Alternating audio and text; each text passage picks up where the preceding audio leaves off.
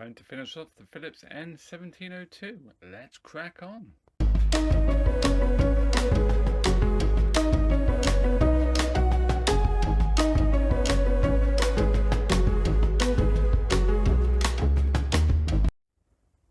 Hello and welcome to another MrBetaByte video, and this one's a little bit different insofar as we're returning to the N1702 Philips, of course, dating from the late 70s. And in part one, I suppose we call it part one, we got it going. It was in a pretty sorry state, quite a lot wrong with it, bent chassis, problems with the board. We had a crack in the panel, which we decided to replace the panel as I had one, just to stop any potential future issues. Pinch roller issue, which we sorted, and we got it playing. And I will say, since then I've played a few cassettes on it, and it's really very good. I mean, I've cleaned the tape path quite a bit more, and that's improved things no end, to be honest. It's been tracking pretty well as well. So in this video, we're going to sort out the tape counter. I was going to repair this one. We're actually going to swap it. I've got another 1702. It's one we looked at quite a while ago now. And we basically ended up making one out of two. And the one that was left over then from that exercise, it was very high hours relatively and had a lot of wear. So I've decided to probably use that for spares for now. I do have a load of other spares, but they're in storage, so I'm going to borrow from that machine to get this one 100% or as close as I can get it. The other thing is the dual speed. I found out what the problem was with that, and it was my bad.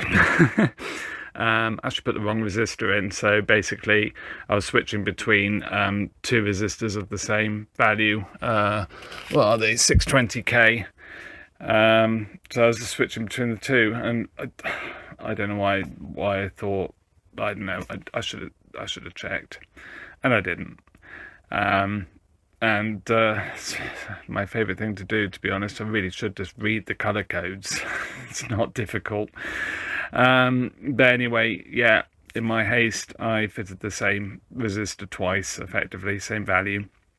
So we'll get that sorted, and be a little bit more on doing that as well. And yeah, so the first thing is to dig out my other 1702, and we'll change this counter. Let's crack on.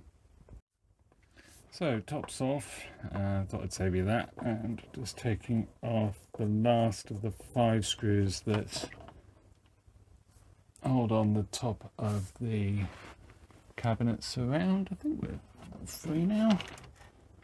That one's quite undone.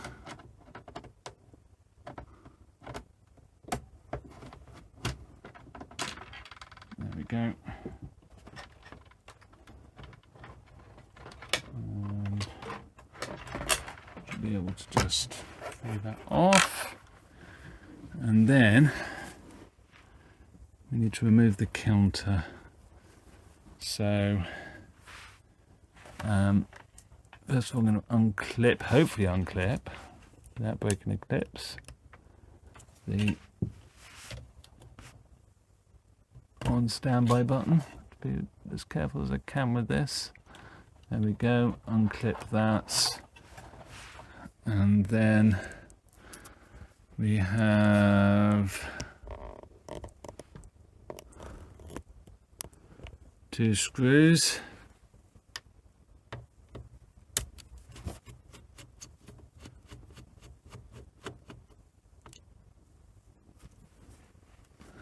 And there's no belt on this one actually. I think I must have borrowed the belts back.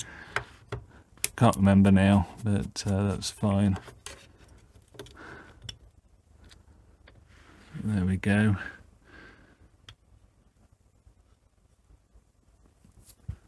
And yeah, you can see that leaf switch there,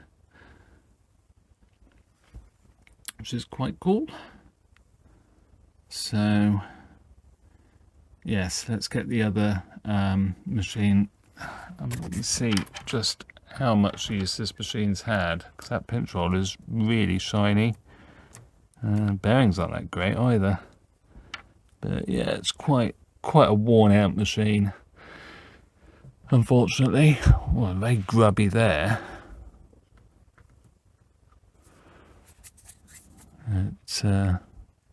Yeah, it's got very grubby since being in storage. But anyway, yes, so let's do the same on this one.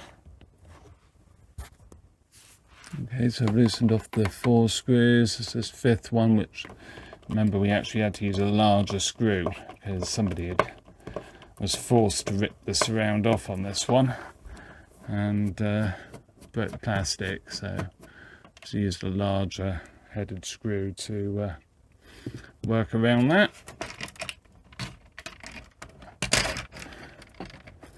Let's move that to one side. And we'll do the same old trick, which is free off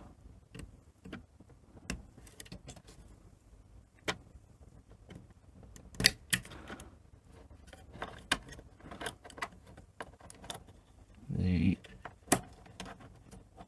standby button, and then obviously this has got the belt on. I was going to try and sort of just catch it up somewhere. That might still happen, but I'm not too worried about it dropping back through. It's not that difficult to do. Just drop the screws, one washer,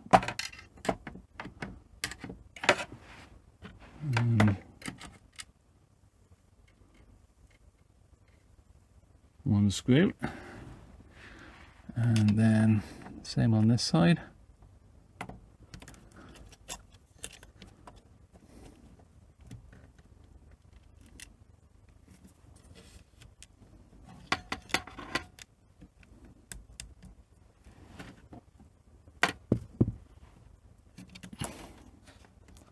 And yeah, I'm just going to free off the belt, to be honest, let it fall.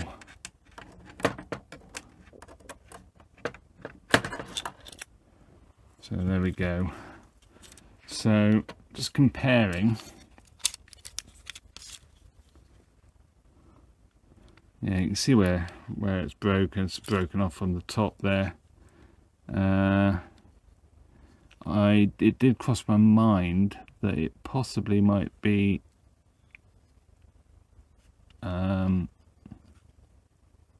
yeah, I'm going to say replace this whole thing from a 3-digit, but you would have to take everything apart to do that, which is doable. You push this shaft through and then reassemble it, clean it all up and reassemble it, and the same probably with that shaft.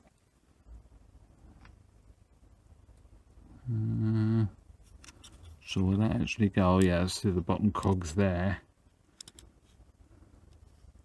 So you wouldn't have to push them right the way through, but yeah, that might happen. You can find another counter with other issues, or I don't know whether the 3-digit one would work actually. Taking this off probably is the same, but yeah, that might be something to look at. So what I'll do is I'll give this a clean and probably a very light lubrication, and we'll get it fitted. Okay, so I've greased that up a little bit, used silicone grease. The reset's actually a bit sticky. I mean, it seems to work okay, but I think that other machine had been subjected to probably nicotine, I think, and it's just causing a slight issue with the movement, even though I've lubricated it. It's fine, but it's just sort of a little bit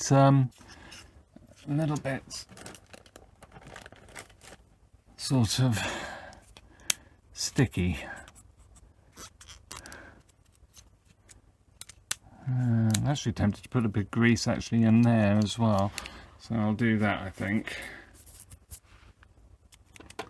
Yeah, it seems much better. It's, I think with a bit of use as well, it will be fine. But yeah, it did make quite a bit of a difference, just putting a bit of grease, cleaning in there and putting a bit of grease. But it's still a bit sticky, but I'm happy with that. I mean, at the end of the day, it's not really mission critical, although it's nice to have it working. So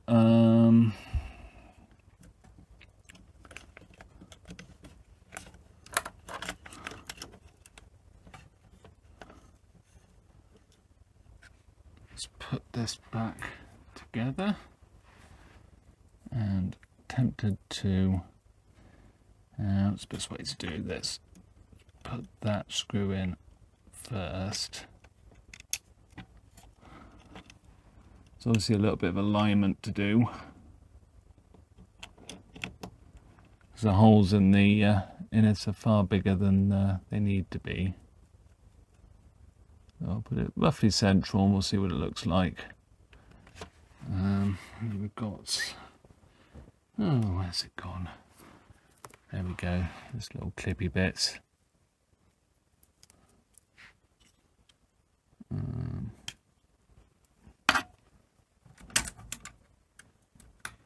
Let's just remove the top. Wouldn't be surprised there's a little bit, just the tiniest amount of distortion in that one catch. There we go. And I think I can get to the screws once this is all back together. I need to align it. Not really.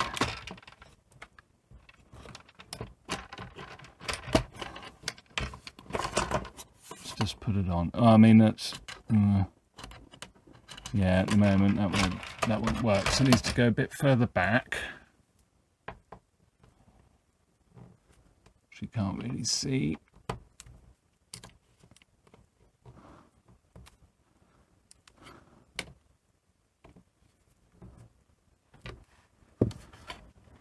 And let's get that so it's in the center.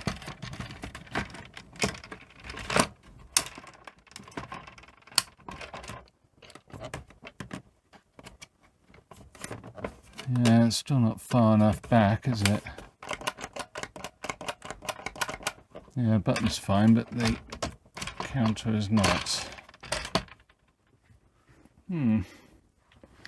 Okay, so I put this tiniest piece of packing, just to, yeah, it's perfect now. It really was. It's just a tiny sliver. I've used the end bit of a small cable tie just to lift it, just a fraction of a mil, and that's done it. Now I don't know why I would have to do that. The other one was, well, we don't know what the other one was like, because of course it had a broken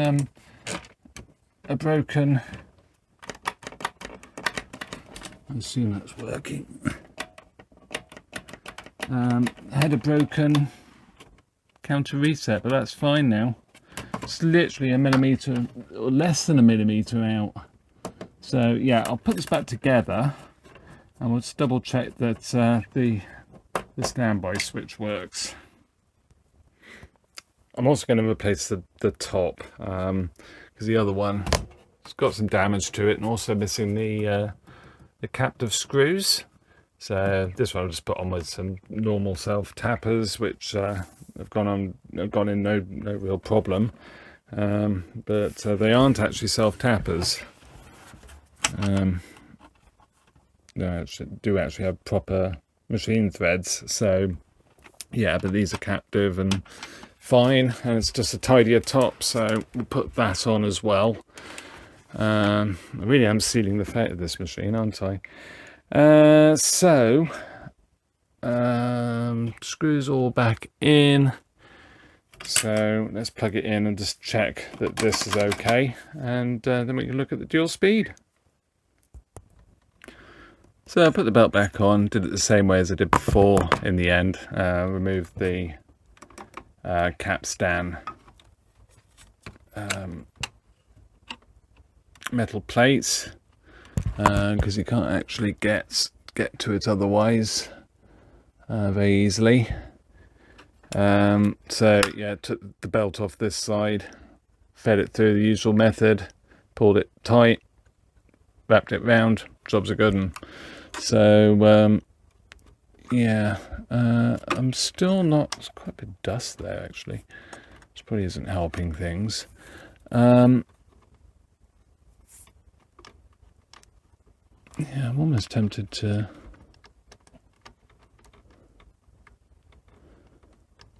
yeah, seems okay. Almost tempted to re-grease it.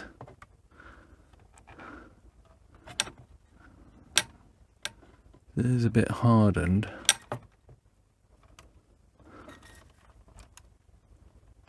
It's not bad. Yeah, I'll have a look at that. So you can't really see what I'm doing. It's this assembly here. Yeah, I might just give that a quick clean and re-grease that while I'm in there. So I'll get that done, and then we'll power it on and see what happens. Okay, so I gave that a grease. Hopefully it should all be okay. So let's just power it up. And yeah, it's fine. Counter's working. It should stop in a minute. Once it's realised there's no cassette. Any second now. Maybe.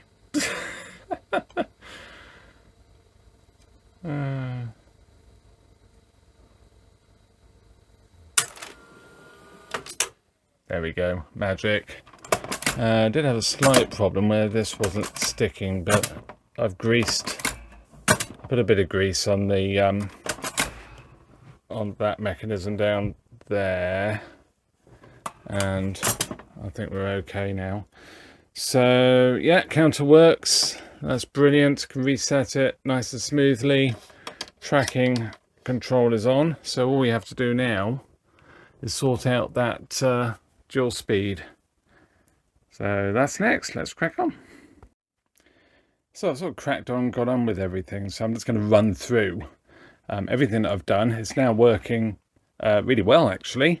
First thing was the tape carriage wasn't coming off, and that was because this was bent, so it was slightly bent inwards, and as a result, because this was bent inwards, this little bit of metal that sticks out here, it's sort of folded over. What these do on either side is they push back the little sprung retainer on each side. So as a result, the carriage was ever slightly this way, and that tab was missing that. So if I just put this back in, you can see that's activating the release for the carriage. So that was a good find. It did go through a stage of not wanting to stay down, so I've greased all of this again. I'd only put a tiny bit of grease on, it wasn't enough. It also wasn't stopping, so when you turn it on, you press this and it should go back to standby, and it wasn't doing that either, and it was because the arm down here was sticking. So yeah, that's sorted. Sorted out my resistor malarkey. I ended up not using the original one. 640 at the bottom there. That's a half watt one, but it really, I mean, the quarter watt is absolutely fine. I measured the, whipped off the negative side and measured the current, and it's nothing. There's barely any current there, so quarter watt is more than enough. Essentially, and I say essentially, these are 1%. So 640K on the bottom. So when 8 is deselected, it's normal, 1700. Press it down, it's N1500 format. And that goes to the 1.4 meg. Very difficult to get hold of these. I managed to find a stock on Farnell, and at great expense got it sent to me next day. Not just one, a whole pack of, I think it was 50 I bought in the end, because of the quantities. But that's the only place I could actually find 1%, 1.4 meg ohm resistors. I could have made one up, but I don't have 1% resistors. There would have been 5%, and I think it is critical. It does seem to be that you need the 1% needs to be spot on for it to work. So yes, if you do mess this up and it's open circuits, when I was measuring the current, I forgot to swap the probes over on my meter over to the shunt to measure the current, and as a result it was open circuit. If that happens, when you turn the machine on, it will start lace and it'll immediately unlace and shut down again. It detects it as a fault. So that's actually quite handy. So you know, if you had a working machine before you did the mod, you do the mod and it doesn't work, you know you've done something wrong. I'm not happy with this. I couldn't get it out very easily. I couldn't unscrew it, but I did manage to in the end. But it's not really holding it as firmly as I'd like, so I probably will end up replacing that. I have got some more on order actually, so we'll see what they're like. But they're coming from AliExpress, and they're probably going to be another week or so, I think, on those. So I have an N1500 and then 1700 cassette. So I'll try the 1500 first, and this cassette is not great, so we'll see how we get on. Let's turn it on, start a capture.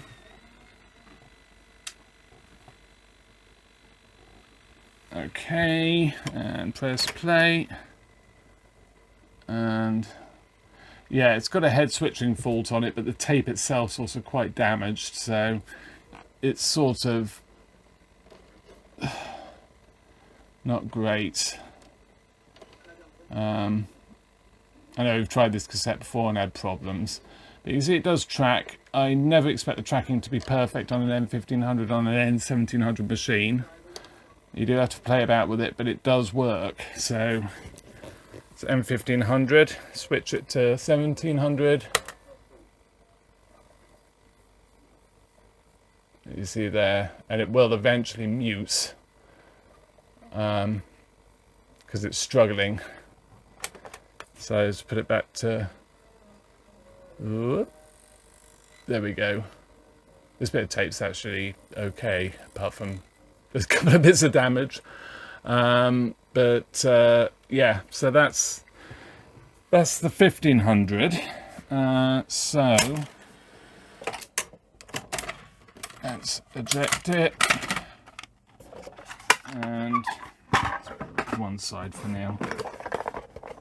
We'll try this 1700. It says SVC, but it is 1700 material on there, from what I remember. So take it out of 1500, and oh, I seem to remember it's a bit weird further in the cassette. This again, this cassette has suffered. You can say it sort of doesn't really want to. You get it going and it's okay. So I think it's okay at the beginning of the cassette, but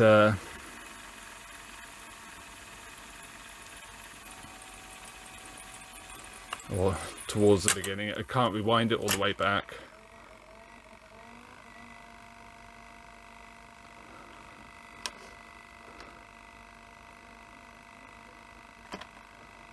Oh, maybe that is N1500. Or maybe... Oh, I've had this before with this cassette. I think it's... Yeah. I think it's got different formats on it. I think it has got SVC on it. Oh, I don't want to get back now to... It's not great.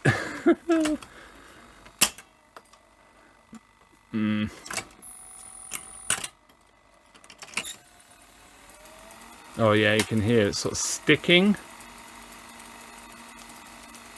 I do wonder if the actual tape has got a bit sticky.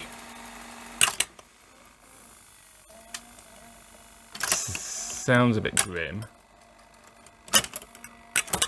Yeah, it's sort of...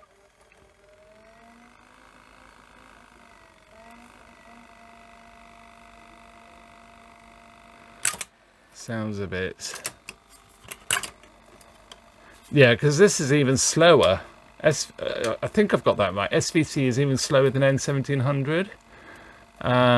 So that sort of makes sense, but I was sure this had some 1500 on it. Let me just go and see if I can find, 1700 footage. I'll see if I can find another cassette with N1700 footage on it. Be right back. Sorry, nothing wrong with the rewind with a decent cassette. I don't know what format it is yet, so yeah. But that's yeah, there's absolutely nothing wrong with rewind at all. Mechanically, the machine's great, so that's good. Let's just stop it there.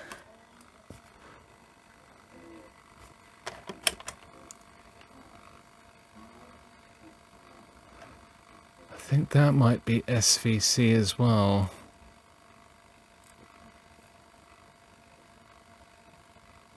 Don't know. See, I've had this before. Well, I just can't seem to find an N1700 cassette. What's this one? Oh, this one is right at the end.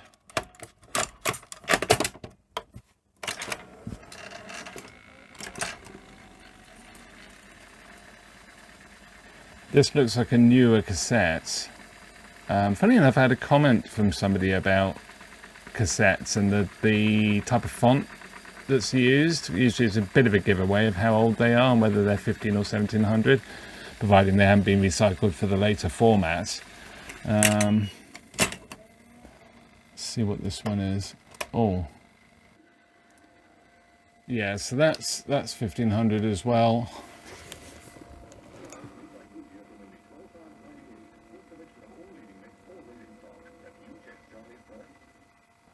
So yeah, that's 1500. So yeah, I think I could be here for quite a long time. So I have played an N1700 cassette on this, and it played perfectly. I just can't find that cassette now, which is really annoying. Right, well, I can't find a 1700 cassette, but I've got 1500. This one actually tracks in really, really nicely as well. It's got a little bit of tearing going on, but yeah, it's playing well. So yeah, I mean, I'm happy with the machine. I know 1700 works because I tried it. I just don't know what I've done with that cassette. Muddled them up again. I did label some as well. No idea where they've gone. But yeah, I hope you enjoyed this one. Bit of a quick one because I literally need the space now to do some iPad repairs and IT stuff. So yeah, I'm going to put this back together, put the top on, and job should be a good one. So yeah, oh, look at that little train. Is it a train? Yeah, it is a train. Oh, is that?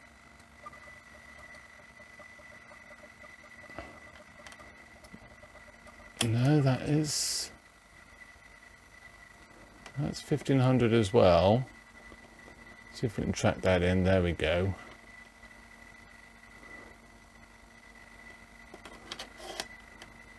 do it the other way. This cassette is really noisy as well. This is a Scotch, which I believe can get a bit tacky as well. But yeah, you can see a little bit of tearing there. But yeah, so I hope you enjoyed this one, like I say, and lots more to come. We've got quite a few more of these machines actually to look at. So I think I've got one more 1702 as well, so that'll be fun.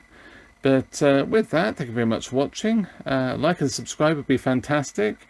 And if I do find that N1700 cassette, I'll do a short video just showing it.